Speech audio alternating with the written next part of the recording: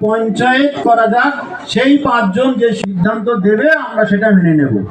কিন্তু সাক্ষ্য পরিষদের যে প্রেসিডেন্ট সে বললো এটা হবে না, আমরা সবাই সিদ্ধান্ত নিয়েছি কলিয়তের বিরুদ্ধে যুদ্ধ করব, তুমি একা অমান্য করছো।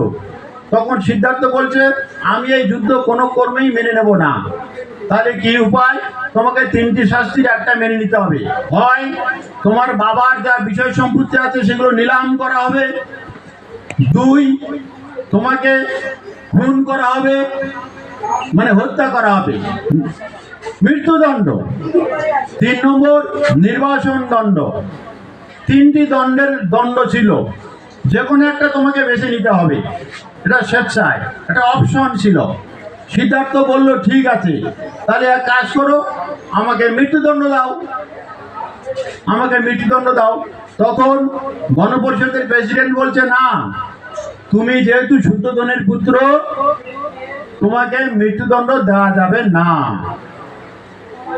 দেওয়া যাবে না। তাহলে আমাকে কি করবে?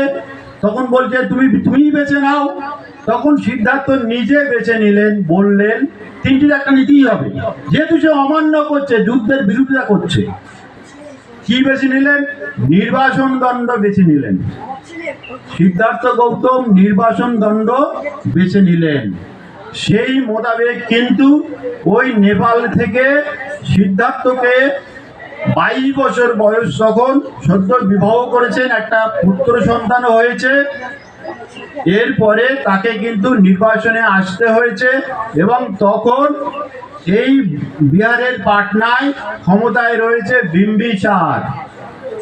এই বিম্বিসার আর ওদিকে শুদ্ধোধন, এরা তো দুইজন, বিম্বিসার বড় জায়গার একটু রাজা আর শুদ্ধোধন ছোট জায়গা।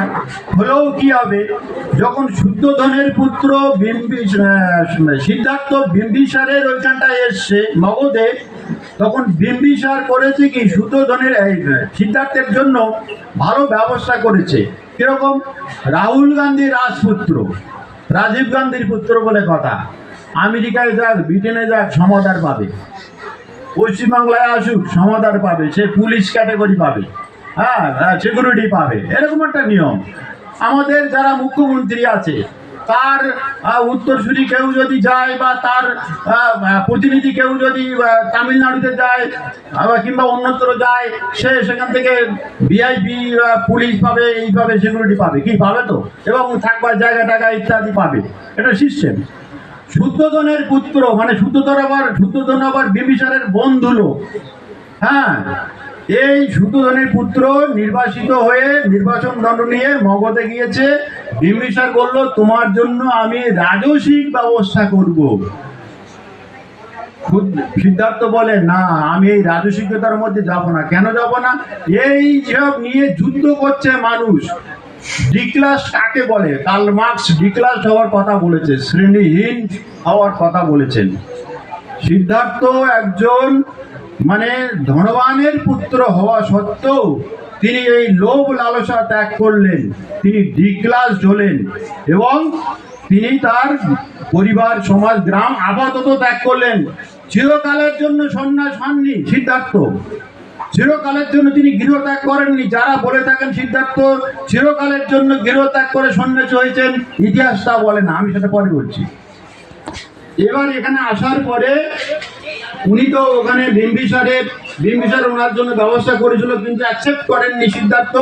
উনি যখন চলে গেলেন, মানে অন্যত্র চলে গেলেন, ঘোরাঘুরি করছেন, নিজের মতন ভিক্ষাবৃত্তি করছেন, ঠিক আছে, কিন্তু কারোর ওই রাজা মহারাজের দ্বারস্থ হবেন না। কারণ এই ধনসম্পদ নিয়ে এই সব যুদ্ধ বিগ্রহ, লোভ লালসা, এটা ওনার অপছন্দ, এটা ওনার পার্সোনাল ক্যারেক্টার, এটা হলো অপছন্দ। তো এইসব করতে করতে ওনার মনের মধ্যে, কারণ ওনার আগে বৈদিক যুগ, ষোড়শ মহাজন পদের পিরিয়ড চলছে, এটা বিম্বিসারের পিরিয়ড, তার আগে বৈদিক যুগ, তার আগে সিন্ধুহরপার যুগ। আমরা যেমন এই যুগে দাঁড়িয়ে, হ্যাঁ, আমরা যেমন এই সময় দাঁড়িয়ে তৃণমূল সরকার, এই তৃণমূল সরকারের আমলে দাঁড়িয়ে আমরা যেমন সিপিএমের আমলটা কেমন ছিল, তার আগে কংগ্রেসের আমলটা কেমন ছিল, যুক্তফ্রন্টের আমলটা কেমন ছিল, বর্তমানে বিজেপি সরকার, তার আগে কংগ্রেস সরকারটা কেমন ছিল আমরা যখন ইতিহাস পড়ি, কিংবা আরো পাঠান মুঘল যুগ ইতিহাসে পড়ি, তো এই নিয়ে আমরা তো জ্ঞান সমৃদ্ধ করি নিজেদেরকে। তদ্রূপ সিদ্ধার্থ গৌতম তার সময়ে পুরাতন যে ইতিহাসগুলো তিনি অধ্যয়ন করছেন, তখনকার সময়ের পঠন পাঠন, সেটা শ্রুতি আকারে হোক আর কোনো শিলালেখ আকারে হোক, যে কোনো আকারে হোক, শিক্ষা ব্যবস্থাটা ছিল। তা না হলে সিন্ধু হরপ্পা যুগের যে আবিষ্কারগুলো হয়েছে, ওদের এডুকেশন বা শিক্ষা না থাকলে এগুলো হলো কি করে? প্রযুক্তি টেকনোলজি ছিল তো বটে। তো সুতরাং রবীন্দ্রনাথ ঠাকুর কোনোদিন চোখ বন্ধ করে পণ্ডিত হননি। বাবা সাহেব আম্বেদকরকে আমরা পণ্ডিত ব্যক্তি বলি। তিনি কি কোথাও ধ্যান করে কোনো ঘরের মধ্যে অন্ধকার ঘরে দিনের পর দিন বসে বসে বই লিখেছেন নাকি? পণ্ডিত হয়েছেন নাকি? তার দেশ বিদেশের বইপত্র সংগ্রহ করতে হয়নি, মানুষের ক্ষেত্র সমীক্ষা করতে হয়নি। আজকের আমাদের এই ধূর্জুরি নস্কর থেকে দেবব্রত নস্কর, কালীপদমণি, যারা এইসব দক্ষিণ চব্বিশ জেলায় বিভিন্ন বইপত্র লেখেন, তারা বিভিন্ন অঞ্চলে যান না, গিয়ে ক্ষেত্র সমীক্ষা করে করে বই লেখেন না? তদ্রূপ এই ক্ষেত্র সমীক্ষা সিদ্ধার্থ গৌতম ক্ষেত্র সমীক্ষা করেছিলেন। সেই সময় ওইসব অঞ্চল সমানে পাগলের মতন ঘুরেছেন। এই ঘুরতে ঘুরতে তার এডুকেশন শিক্ষা অর্জন করেছেন। আমরা কি জানি ইতিহাসে দেখলাম তিনি রুদ্রকের আশ্রমে গিয়েছেন, আরার কালামের আশ্রমে গিয়েছেন, এবং সেই আরার কালামের আশ্রমে গিয়ে তিনি সাংখ্য দর্শনের সন্ধান পান। কপিল মুনির, যে কপিল বাস্তু বলা হয়, যেখানে তার জন্ম, যেটাকে আবার ওখান থেকে ওর একটা রিলেশন নাকি গঙ্গাসাগরে আছে। কপিল মুনির যে গঙ্গাসাগর একটা তত্ত্ব রয়েছে, সেই কপিল নেপালে জন্ম। কপিল বাস্তু, কপিলা বস্তু শব্দটা বলা ভুল, ওটা বাস্তু মানে ভিটা, কপিলের জন্মভূমি। সেখানেই সিদ্ধার্থের জন্ম, লুম্বিনী গ্রামে, লুম্বিনী বাগানে। তো সেই কপিলের যে সাংখ্য দর্শন, বস্তুবাদী দর্শন, মানে গণিতের দর্শন, সাংখ্য দর্শন মানে গণিত, সেই গণিতের যে দর্শন তিনি আরার কালামের আশ্রম থেকে অধ্যয়ন করার পরে তিনি মহাজ্ঞান অর্জন করেছিলেন। আমরা যে মূর্তিটা দেখি তিনি বসে আছেন, বিবেকানন্দের মূর্তি দেখি এইভাবে হাত জোড় করে বসে আছেন, হাত জোড় করে এইভাবে। বিবেকানন্দ কি এতগুলো বই লিখেছে? তারপর পড়াশোনা করতে হয়নি, দেশ বিদেশে ঘুরতে হয়নি? সুতরাং এইভাবে বাস্তবের দৃষ্টিতে আমরা যদি ভাবি, দেখব সিদ্ধার্থ জ্ঞান অর্জন করেছেন ওই সাংখ্য দর্শন থেকে, আর ক্ষেত্র সমীক্ষা করে করে। তিনি সিন্ধু হরপ্পা যুগ, বৈদিক যুগ, এইসব ক্ষেত্র সমীক্ষা করে করে মহাজ্ঞান অর্জন করেছেন, বস্তুবাদী জ্ঞান অর্জন করেছেন। মানুষ কেন এত দুঃখ পায়, মানুষ কেন হিংসা করে, মানুষ কেন একে অপরের সঙ্গে গন্ডগোল করে, এই নিয়ে তিনি চর্চা করেছেন এবং একটা পন্থা বার করেছেন, একটা রাস্তা বার করেছেন। কিন্তু বুদ্ধং শরণং গচ্ছামি, সংঘং শরণং গচ্ছামি, ধম্মং শরণং গচ্ছামি, মানে আমি জ্ঞান অর্জন করেছি, কিন্তু সেই জ্ঞান বিতরণ করতে গেলে সংঘ দরকার, অর্গানাইজেশন দরকার। কোন রাজনৈতিক দল প্রতিষ্ঠা হলো, সে যদি ঘরের মধ্যে থাকে, সে কোনোদিন কি বিধানসভার একজন এমএলএ বার করতে পারবে? তাকে তো সংগঠন করতে হবে। সিদ্ধার্থ সেই কাজ করলেন। তিনি কি করলেন? সংগঠন তৈরি করলেন, 5 জনকে নিয়ে প্রথম যে সংঘ তৈরি করলেন, নাম দিলেন স্বধর্ম। বৌদ্ধ ধর্ম নাম কিন্তু অনেক পরে এসেছে, স্বধর্ম নাম দিলেন। স্বধর্ম মানে অস্তিত্ববান ধর্ম, মানে জীবন শৈলী বা প্রকৃতি, এটা নাম দিলেন স্বধর্ম। এবং 5 জনকে নিয়ে তিনি সেইটা ওই সারনাথে করেছিলেন এবং ওই চক্র প্রবর্তন করেছিলেন, যে চক্রটা সিন্ধু হরপ্পা কালে ছিল। এই হলো সিদ্ধার্থ গৌতমের লাইফ হিস্ট্রি, যে তিনি ওই জরাবেদু মৃত্যু দেখে, যেটা প্রচলিত বইয়ে আমরা পাচ্ছি, আমরা আম্বেদকরের বইয়ে এটা পাচ্ছি, আমরা রাহুল সংকীর্তনের বইয়ে পাচ্ছি এই রোহিণী নদী জল বন্টন সমস্যা নিয়ে। তারপরে গোপেনগঞ্জের যে বুদ্ধের উপরে বই আছে গবেষণামূলক, সেখানে আমরা পাচ্ছি রোহিণী নদী জল বন্টন সমস্যা। আমরা প্রথম ভারতের আইসিএস রবীন্দ্রনাথ ঠাকুরের মেজদাদা সত্যেন্দ্রনাথ ঠাকুর, তার বইয়ে, বৌদ্ধ বইয়ে পাচ্ছি এই রোহিণী নদীর জল বন্টনের কথা। তো সুতরাং এরপরে কিন্তু আর এই যুদ্ধটা হয়নি। যুদ্ধটা কিন্তু হয়নি আর। হ্যাঁ, উনি চলে আসার পরে তখন ওরা সিদ্ধান্ত করলো যে এই যুদ্ধ করা যাবে না, এবং ওপরে বৈশালী রাজ মানে সেন্ট্রাল গভর্নমেন্ট, ওদের যে সেন্ট্রাল গভর্নমেন্ট, সে বলল যে যুদ্ধ কিন্তু করা যাবে না, বরং ওই জলটা ভাগযোগ করে নিতে হবে, হিংসার পথ অবলম্বন করা যাবে না। সেই বুদ্ধের কথা এলো। এইখানে একটা প্রশ্ন আমাদের মধ্যে জাগে, সেটা হলো এই, কম্পারেটিভলি জাগে, সেটা হলো এই, আমরা গীতায় যেটা দেখছি যে কৌরব পাণ্ডবের মধ্যে জমি জায়গা নিয়ে সমস্যা বেঁধেছে বা ওই রাজত্ব নিয়ে, সেখানে কৃষ্ণের কাছে পরামর্শ নেওয়ার জন্য যেটা আমরা করছি যে প্রথম গিয়েছে কে, ওই দুর্যোধন। প্রথম দুর্যোধন গিয়েছে, গিয়ে মাথার দিকে বসেছে, আর অর্জুন পরে গিয়ে পায়ের দিকে বসেছে। উনি নাকি শায়িত ছিল, কৃষ্ণ নাকি ঘুমিয়েছিল ঘরের মধ্যে। এবার দুর্যোধন আগে গিয়ে মাথার দিকে বসছে, হ্যাঁ, আর অর্জুন পরে গিয়ে পায়ের দিকে বসেছে। ভালো কথা। কৃষ্ণ কি করলেন? বুদ্ধ যেটা বলেছিলেন যুদ্ধ করব না, নির্বাসন দণ্ড পর্যন্ত আমি নিতে পারি, এবং যুদ্ধ বন্ধ হয়ে গিয়েছিল। কৃষ্ণ কি করলেন? তিনি উভয় পক্ষে ছাপড় দিলেন। কিরকম? তার নিজের নারায়ণী সেনা, কৃষ্ণের যে নারায়ণী সেনা, আগে দেখা হয়েছে অর্জুনের সঙ্গে, ঘুম থেকে উঠে পায়ের দিকে অর্জুনের সঙ্গে দেখা, কি ব্যাপার, এই ব্যাপার, এই ব্যাপার, ও ঠিক আছে, আমি তোমার সাথে আমি আছি, থাকবো। এইবার আবার ওদিকে দুর্যোধন বসে আছে, কি ব্যাপার, আমাকেও তো দিতে হবে বন্ধু, আমাকে কেন এ করবে? আচ্ছা দেবো তোমাকে নারায়ণী সেনা, মানে ওই যে এত ব্যাটালিয়ান পাঠাচ্ছি, কেন্দ্র সরকার বলে না, কি বলে এই নামটা, কি বলে, এত ব্যাটালিয়ান বা এত কোম্পানি, কিসব নাম বলে না, হ্যাঁ এইসব বলে। যাই হোক, কৃষ্ণ বলছে আমার নারায়ণী সেনা তোমাকে দিলাম, মানে কৃষ্ণ দুই দিকে যুদ্ধ করছে,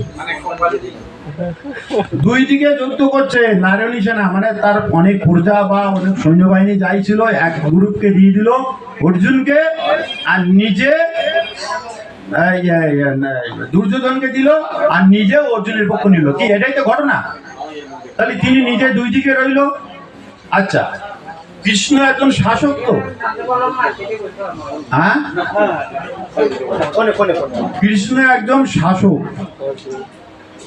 তিনি এলাকার শাসক। শাসকের ধর্ম কি? প্রজাকে রক্ষা করা, প্রজার কোনো সুযোগ সুবিধাকে দেখভাল করা, ড্রেনটা আছে নাকি, ইলেকট্রিসিটিটা পায় নাকি, পানি জলটা সরবরাহ হয় নাকি, বাড়িঘর করবার কোনো সুবিধা অসুবিধা হচ্ছে নাকি, মশা হচ্ছে সেখানে স্প্রে করতে হবে নাকি, শাসক দেখবে তো। শাসকের তো তাই কর্তব্য প্রজাদের প্রতি। কিন্তু কৃষ্ণ কি করলেন? তিনি যুদ্ধে পাঠাচ্ছেন তার জনগণকে। যুদ্ধ গেলে তো খুনোখুনি হবে, হয়েছে তো। তাহলে প্রজাকে পালন না করা, রক্ষা করার পরিবর্তে সেই প্রজার নিধন হয়ে যাচ্ছে। কৃষ্ণ রাজা, তিনি সেই নিধনের দিকে তার একদল নারায়ণী সেনাকে দিলেন, আর তিনি নিজে রয়ে গেলেন পাণ্ডবের পক্ষে। আমরা কি দেখলাম? যুদ্ধক্ষেত্রে গিয়েছে কৃষ্ণ, যে প্রসঙ্গ করে বলতে হচ্ছে গীতার কথা, গিয়ে অর্জুন গিয়েছে যুদ্ধক্ষেত্রে, গিয়ে ওখানে সব দেখে চারিদিকে নিজের আত্মীয় স্বজন, জ্ঞাতি, পিসুতো ভাই, মাসুতো ভাই, এদিক ওদিক বিপরীত পক্ষে দাঁড়িয়ে আছে, এদিকে সব একই গোত্রের, সব দুটো শিবিরে ভাগ। হ্যাঁ, আমরা বলি না কোনো একটা দলের আর এটিম আর বেটিম বলে থাকি, তো ওইরকম একটা ব্যাপার আর কি, বা কোনো একটা বলি সেটিং আছে বলে থাকি। যাই হোক, যাই থাকে থাকুক, তো এইসব ব্যাপার। অর্জুন কি বললো? আমি যুদ্ধ করব না, মানে ব্যাপারটা এরকম, সেই গৌতম বুদ্ধের মতন আমি যুদ্ধ করব না। এটা অনেকে ওই অর্জুনের এই মনোভাবটা লিখতে গিয়ে বুদ্ধের সঙ্গে অর্জুনকে তুলনা করেছে, গবেষকরা তো তুলনা করেছে, বলে এইখানে অর্জুনের মধ্যে বৌদ্ধের কিছু প্রভাব আমরা দেখতে পাই। অর্জুন গান্ডীব ত্যাগ করলো, যুদ্ধ করব না। কেন না? যুদ্ধ করলে আত্মীয় স্বজন হত্যা হবে, সেজন্য যুদ্ধ করব না। এটা প্রথম অধ্যায়, গীতার 18 অধ্যায় প্রথম অধ্যায়। বলবেন আমাকে কখন বন্ধ করতে হবে? শঙ্কর নেয়ার গান, তাহলে আর 5 মিনিটের মধ্যে ছেড়ে দেবো। আচ্ছা, হ্যাঁ আচ্ছা, হ্যাঁ এইবার কি হলো যে ওই যুদ্ধ করব না। আর কি, যুদ্ধ করলে ক্ষত্রিয় পুরুষ সৈন্যরা নিহত হবে, গীতার প্রথম অধ্যায়ে লিখছে। আর ক্ষত্রিয় পুরুষরা নিহত হলে ওদের ঘরের বউরা বিধবা হয়ে যাবে এবং ক্ষত্রিয় পরিবারের মেয়েরা বিবাহ করবার জন্য ছেলে বা যুবক খুঁজে পাবে না। তখন কি হবে, এই বউরা, তখন বিধবা বিবাহ চালু ছিল, এই বউরা বিধবারা তখন অপেক্ষাকৃত বৈশ্য বা শূদ্র বর্ণের পুরুষ বিয়ে করবে, অথবা এই ক্ষত্রিয় সমাজের আইবুড়ো মেয়েরা নিজ সমাজের ক্ষত্রিয় বর্ণের পুরুষ না পেয়ে অপেক্ষাকৃত নিচু বর্ণের পুরুষকে বিবাহ করবে। ইহাতে বর্ণ সংকর তৈরি হইবে, মানে উঁচু বর্ণের নারী নিম্ন বর্ণের পুরুষ, এই প্রতিলোম বিবাহে বর্ণ সংকর তৈরি হইবে। এই বর্ণ সংকর তৈরি হইলে কি হবে, তখনকার দিনে একটা আইন নিয়ম ছিল, যখন যেমন, সেটা হলো এই, কোনো মেয়ের সঙ্গে যে পুরুষের বিবাহ হতো সেই মেয়েটির স্বামী সেই হতো যার সঙ্গে বিয়ে হয়েছে। সেই স্বামী মারা গেল, হয়তো মারা গেল, সেই মেয়েটির আবার অন্য কোনো পুরুষের সঙ্গে বিয়ে হলো, বিয়ে হওয়ার পরে সন্তান হলো, ওই সন্তানের বাবাকে, আগে ওর মা যাকে বিয়ে করেছিল মারা গেছে, সেই কিন্তু তার বাবা। রানিং যে বেঁচে আছে সে বাবা না, মানে যার ঔরস হয়েছে সে বাবা না। এটাই তখনকার দিনের সংবিধান নিয়ম। ফলে অর্জুন এখানটায় প্রশ্ন তুলল যে যদি এই বিধবারা বিয়ে করে অন্য বর্ণের পুরুষকে, তাহলে ওদের গর্ভে যে সন্তান উৎপাদন হবে, ওই সন্তান ওর বাপের শ্রাদ্ধ করবে কি করে? ওর বাবা মারা গিয়েছে, এ তো অন্যের ঔরসে জন্ম, তাই না? তাহলে সুতরাং আমি এই দুই কারণে, এই বর্ণ সংকর বিয়ে হবে, আমি এই বর্ণ সংকর, এই জাতপাত মানে লঙ্ঘিত হবে, এই বিয়েতে, এই যুদ্ধে আমি নাই। দুটো কারণ, একটা হলো আত্মীয় স্বজন হতে হবে, আর বর্ণ সংকর হবে। এই জন্য এই যুদ্ধে আমি নাই, আমি এই গান্ডীব ছেড়ে দিলাম। তখন দ্বিতীয় অধ্যায়ে গিয়ে শ্রীকৃষ্ণ ওই আত্মা তত্ত্ব ঢোকালো যে কে বলেছে মানুষকে খুন করলে ওই ক্ষত্রিয় পুরুষটা নিহত হবে? কে বললো? তার আত্মা বেঁচে থাকে, আত্মা কোনোদিন মরে না, আত্মা জলে দিলে ডোবে না, আগুনে পড়ে না, আত্মার জন্ম নেই, মৃত্যু নেই। কি দ্বিতীয় অধ্যায়ে লেখা রয়েছে না? আমরা কেউ মরে গেলে সঙ্গে সঙ্গে একটা গীতা বুকের উপর চাপিয়ে দেয় তো, ডেড বডির উপরে চাপিয়ে দেয় তো। কেন চাপিয়ে দেয়? এই কারণে চাপিয়ে দেয়। তো সুতরাং যে আত্মার মৃত্যু নাই এটা বললো। আর কি বললো? আর আরেকটা পয়েন্ট দিল কৃষ্ণ অর্জুনকে। কি দিল? 18 অধ্যায়ে, যে দেখো তুমি তো ক্ষত্রিয় বর্ণে, অর্জুন তুমি তো ক্ষত্রিয় বর্ণে, তোমার ধর্ম কি? যুদ্ধ করা। ব্রাহ্মণের কাজ এই পৌরোহিত্য করা, ক্ষত্রিয়ের কাজ যুদ্ধ করা, বৈশ্যের কাজ অর্থনীতি ব্যবসা বাণিজ্য, শূদ্রের কাজ উপরে 3 বর্ণের সেবা করা। তুমি যদি ক্ষত্রিয় বর্ণের হয়ে বর্ণাশ্রম ধর্ম লঙ্ঘন করো তাহলে কিন্তু তুমি বিধর্মী, অতএব তোমাকে তো যুদ্ধ করতেই হবে। অর্জুন তাই যুদ্ধে রাজি হলো শেষ পর্যন্ত। 18 অধ্যায়ের পরে গিয়ে, এটা গীতার ভীষ্ম পর্বে রয়েছে, এই মহাভারতের ভীষ্ম পর্বে। তাহলে গীতায় যে ধর্ম প্রতিষ্ঠার কথা বলা হয়েছে, আমরা অনেক সময় অন্যরকম মনে করছি। এটা অনেক বড় ব্যাখ্যা, অনেক কথা আছে, এখানে সংক্ষিপ্ত আমি আর 2 মিনিট বলবো। যে আসলে বর্ণাশ্রম ধর্ম রক্ষার জন্য কৃষ্ণ পরামর্শ দিয়েছে অর্জুনকে, তুমি ক্ষত্রিয় বর্ণে, তোমাকে যুদ্ধটা করতে হবে। বর্ণাশ্রম ধর্ম, এই বর্ণাশ্রম সেই কবে সৃষ্টি হয়েছে, আজও চলছে। আমরা বাড়িতে কোনো কিছু হলে ব্রাহ্মণ ডাকি, বীজ পুজো, এই ফাঁকা ল্যান্ড পড়ে আছে, এখানে ঘর বাড়ি হতে গেলে প্রথমেই পরিষ্কার করার পরে আগে সে এসে উদ্বোধন করবে, আমরাই ডাকবো। গৃহপ্রবেশ ডাকবো, ছেলের বিয়ে মেয়ের বিয়ে ডাকবো, লক্ষ্মী পুজো সরস্বতী পুজো ডাকবো, শ্রাদ্ধ কেউ মারা গিয়েছে ডাকতে হবে, বার্ষিক শ্রাদ্ধ তাকে ডাকতে হবে। গল্পটাই মানে বর্ণাশ্রমটা কিন্তু রয়ে গেছে। এই বর্ণাশ্রম বৌদ্ধ দর্শনে নাই, মানে প্রভেদ উঁচু নিচু এই ভেদ বৌদ্ধ দর্শন বৌদ্ধ ধর্মে নাই। সাম্যের দর্শন, সমতার দর্শন। মানুষকে কেন উঁচু নিচু ভাবে ভাগ করা হবে? Divide and rule. আমরা বলি ব্রিটিশ নাকি ডিভাইড অ্যান্ড রুল, সেটা সেদিনকার এসছে। আর বর্ণাশ্রম কবে হয়েছে? রামকৃষ্ণ চট্টোপাধ্যায়ের পদবী যদি নস্কর হতো, রাসমণির মন্দিরে পূজারি হতে পারতো? রামকৃষ্ণ চট্টোপাধ্যায়ের পদবী যদি ঘরামি হতো, রাসমণির মন্দিরে পূজারি হতে পারতো? পারতো না তো। তাহলে কে রিজার্ভেশন ভোগ করছে? কারা সংরক্ষণ পাচ্ছে? বর্ণাশ্রম নির্দিষ্ট ব্রাহ্মণরা। তাহলে এই সিস্টেমের এগেনস্টে মানবতাবাদ, যুক্তিবাদ, বিজ্ঞান মনস্কতা প্রতিষ্ঠার জন্য এই আলোচনা সভা, অন্য কিছুই না। এর জন্য আমাকে চোখ বন্ধ করে ধ্যানস্থ হয়ে কিছু করতে হবে না, কোনো পুজো মন্ত্র জপ তপ আরাধনা না, কিচ্ছু না, কোনো পোশাক আশাক কিচ্ছু না, সাধারণ সিভিল অত্যন্ত সততা, ন্যায়পরায়ণতা, সাম্যবাদ, সমাজতন্ত্র, এই ভাবনাটা তো অবশ্যই থাকবে। অন্যকে হিংসা না করা, এগুলো তো থাকবে। আজকে বর্ণাশ্রম মানে অন্যকে হিংসা করা। যাক, এসব অনেক কথা। সবাই ভালো থাকবেন। আমি আমার কথা শেষ করছি। সাধু সাধু সাধু। অসংখ্য ধন্যবাদ।